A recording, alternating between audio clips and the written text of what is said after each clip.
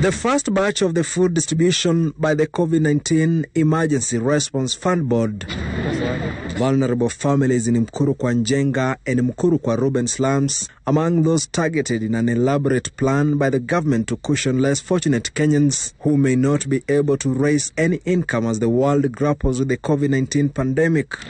Yes. Besides benefiting the poor, Jane Karuku, the chairperson of the COVID-19 Emergency Response Fund, now says part of the money will go to medical facilities. We are going to spend some of the money we've received to protect the frontline workers. So in this coming week, we are going to ensure we buy masks for 2 months, equivalent of usage for our frontline workers across the country and across all counties. Interior CS Dr. Fred Matiang'i says 250,000 households are targeted and will receive weekly packages of basic commodities ranging from unga, rice and sugar.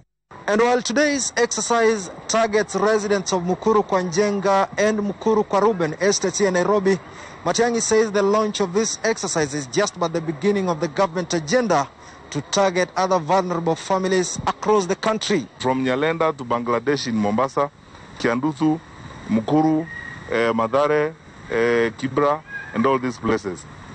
Are we reaching everyone? The answer is no. We are going by the resources that we have. So far, we have done 250,000 households. Chiefs and Nyumba Kumi representatives were tasked to ensure fair distribution of the items, with the leaders present calling for accountability. So let's all be each other's protectors. This food that is going to be given, we've got the representatives of the 2 slums here. We want to make sure that this food, which the government has donated, goes directly to the most vulnerable citizens. We hope wale watapewa chakula, the DO, chiefs, Nyumba Kumi watafanyia ukweli. Hiyo ndio kitu muhimu inafaa tusingatie. The fund getting a major boost from the Hindi Kuchi community, whose 4 institutions mobilized resources in the form of food and medical equipment worth approximately 50 million shillings. 300,000 kgs of assorted food items and 15,000 face masks were part of the items that were donated. I am appealing to other well-wishers and Kenyans of goodwill to replicate this kind of gesture of coming together in the fight against spread of COVID-19.